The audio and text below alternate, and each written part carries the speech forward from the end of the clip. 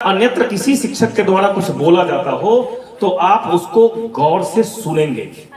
जब तक आपके अंदर सुनने की क्षमता डेवलप नहीं होगी तब तक आपके अंदर बोलने की क्षमता डेवलप नहीं हो सकता।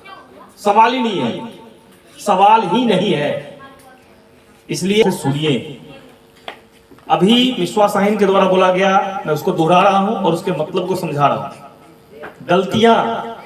गलतियां आपके कोशिश का सबूत है। यदि गलती हुआ, आपसे पेन मिस्टेक हुआ, मैथ्स में गलती हो गई, साइंस में गलती हो गई, इसका मतलब है कि आपने काम किया तब तो गलती हुई।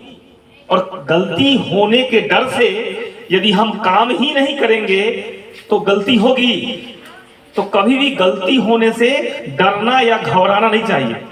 गलती यदि होता है तो समझिए कि आपके पास एक सर्टिफिकेट है, एक प्रमाण है कि सर मैंने काम किया, वर्क किया। मैं कई बार बोला भी हूं कि चलने वाले जो होते हैं ठेस उन्हीं को लगता है। आप चलोगे ही नहीं तो कैसे गिरोगे।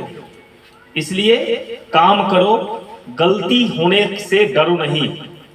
कभी भी नहीं डरो कि गलती हमसे हो जाएगा तो हम काम ही नहीं करेंगे।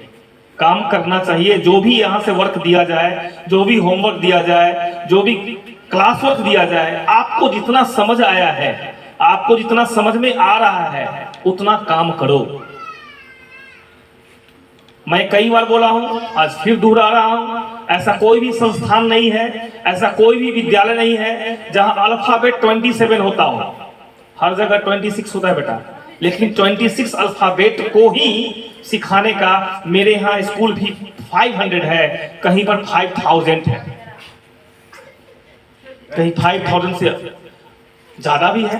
तो वो किस चीज का पैसा ले रहा है? बस सिखाने के तरीका का। हम जो आपको समझाने का प्रयास कर रहे हैं, आप यदि समझ जाते हो, निसंदेह इसमें कहीं से दोराय नहीं कि मैं जो शिक्षा देने का प्रयास कर रहा हूं, मैं जो चाह रहा हूं तुम लोगों को देने का, तुम यदि ले लेते हो तो ये शिक्षा तुमको आसपास ही नहीं, आपको शहर में नहीं मिलेगा। क्योंकि मैं अपने शिक्षकों को बोलता हूं कि बच्चे को आप नॉलेज वाइज पढ़ाइए। बच्चे को अंतिम कहां आता है वहां से आगे बढ़ाइए। मैं अपने सभी शिक्षकों को बोलता हूं कि कहां तक वो सीख रहा है, जहां है वहां से आगे बढ़ाइए, उसके क्लास वाइज मत पढ़ाइए। मैं अपने शिक्षकों को बोलता हूं परिश्रम करने के लिए, परिश्रम करते भी हैं, साथ साथ में आप भी परिश्रम करो, आप भी करो।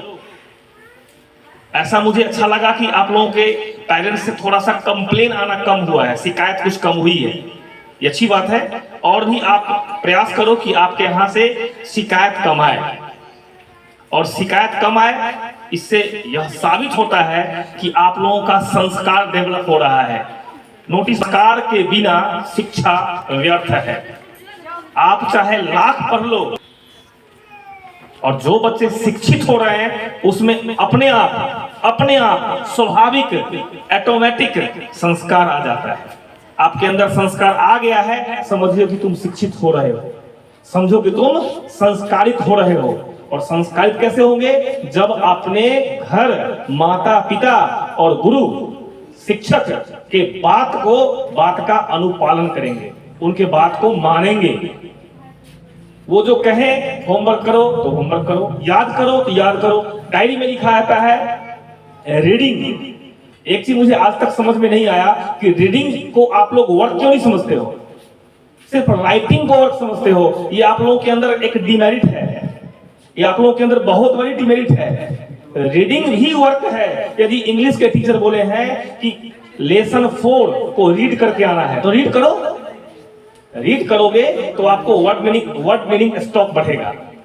सिर्फ लिखा जाता है, आपको लिख के लाना है तो लिख लेते हो, लिखना वर्क समझते हो और रीडिंग करना वर्क नहीं समझते।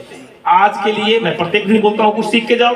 आज के लिए आपको यही मैं सिखाने का प्रयास कर रहा हूं, सिखा रहा हूं कि रीडिंग करना, कॉपी पर लिख करके, कॉपी पर लिखना वर्क को महत्व देते हो, उससे कहीं ज्यादा महत्व दो बोल के पढ़ने का। तुम बोल के पढ़ो, देखो तुम्हारे अंदर हिंदी इंग्लिश चाहे जिस विषय को पढ़ो, तुम्हारे अंदर वर्ड। आज 16 अक्टूबर है सर, 16 अक्टूबर के लिए मेरे तरफ से यही है कि आप जितना राइटिंग को महत्व देते हो उतना रीडिंग को महत्व दो। बहुत बहुत धन्यवाद।